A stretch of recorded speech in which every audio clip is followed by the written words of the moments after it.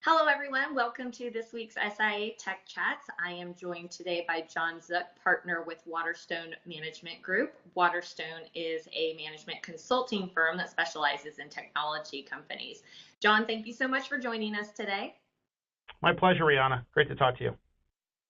Now let's jump right in. You help companies create excellence in services, cloud, customer success performance. I want to start with customer success. What are some of the biggest challenges you see in customer success operations today?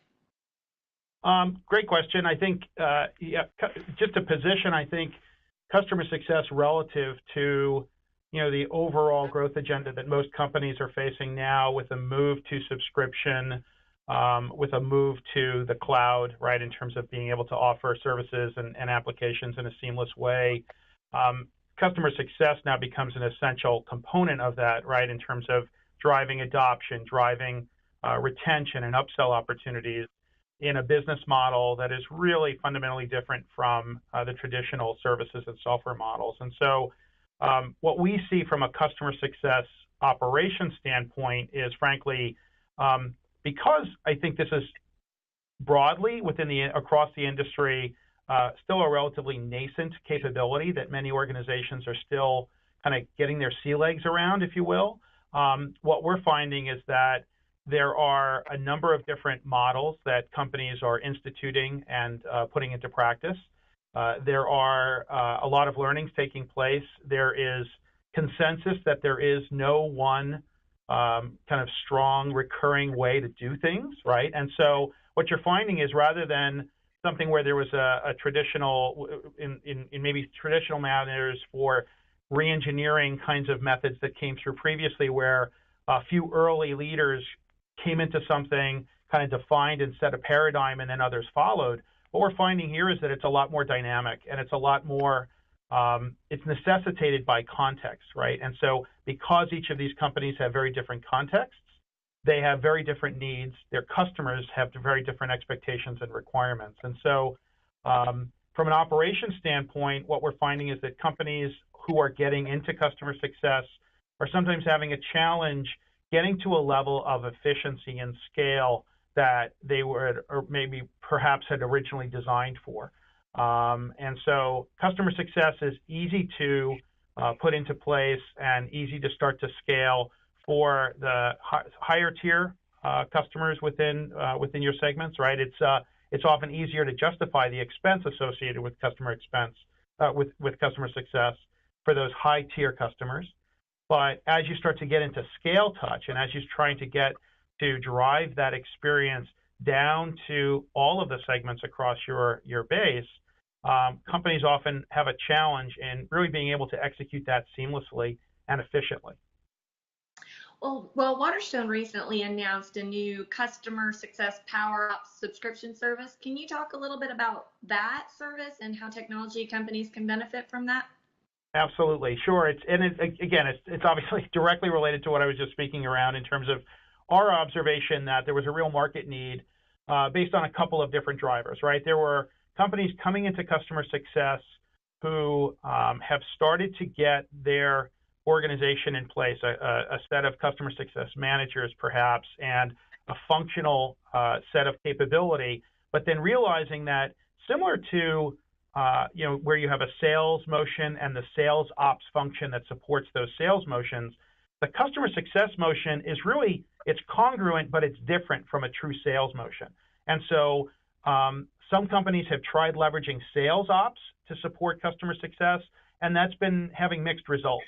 And so what we see is that a lot of customer success organizations are now starting to form their own sets of of those capabilities to really do an operational support role. It involves trying to routinize more of the standard recurring activities, right? That you would, it's all the classic things that you would do to kind of put into an ops capability to let customer success managers do what they do best in focusing on adoption and retention, and moving a lot of those activities down into an ops role where they can just be automated and handled in a more efficient way. And so companies that maybe have started to scale their customer success function, but haven't gotten to the maturity of understanding how and when to implement an ops function are starting to look for assistance.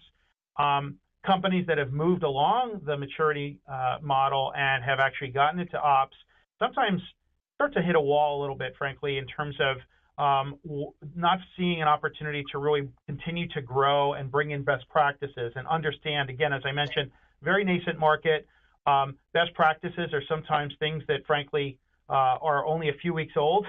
You start to see patterns emerge pretty quickly in this space. And so quickly taking those new and emerging practices and putting them into place is often difficult when your head's down just trying to drive the business, right? So companies are looking for maybe some outside support, not in a traditional consultative and advisory services kind of a way, but more in a blended advisory and a little bit of almost an outsourced kind of methodology. And that's really what the Power Ops service is meant to be.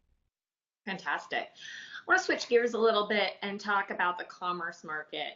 As we become more and more connected, this heavily impacts the payments and the commerce space. I know you're very focused on this. What are some of the key drivers defining and shaping the connected commerce market? Yeah, I think the core, and whether it's around connected commerce and any of the retail spaces, whether it's even around just expectations for customer experience broadly across enterprise software markets, what we see is, again, this continued recurrence thematically of a dependency on context, right? And understanding. So the connected commerce is really about this understanding of transcending through the different personas that an individual might take on during the course of a day, the different roles and the different environments that they're going into and out of, and being able to understand where they are at that given point in time, what they're trying to achieve, and what their expected experience is around that, what those goals are and those jobs to be done, if you will. So if, on a personal standpoint, thinking through, I'm a partner in a consulting firm, I might be doing some activities related to purchasing things or looking for information on the internet that's related to the activities that I have to, and the jobs that I have to do as a partner, serving my clients, working with my colleagues, collaborating, and so on. I might be using application software for that. I might be transacting from an e-commerce standpoint. I might be conducting business over the phone while in my car, then moving into a client site, then moving back to my office. I expect sort of that, again, that seamless experience, not just from a seamless like ubiquity of wireless or ubiquity of my phone carrier, but a lot more than that, right? The immersion of how I interact with my colleagues, how I interact with my clients, and being sure that everything that surrounds that interaction delivers the experience to me that I expect. Now, the challenge is maybe during the course of that day, I also migrate out of that persona and I migrate into the persona of John, the volunteer who works with a number of organizations in my hometown around historic preservation, right? And so then I log on to an e-marketing system, and I start creating emails, and I start creating the next newsletter that we want to send out for our nonprofit.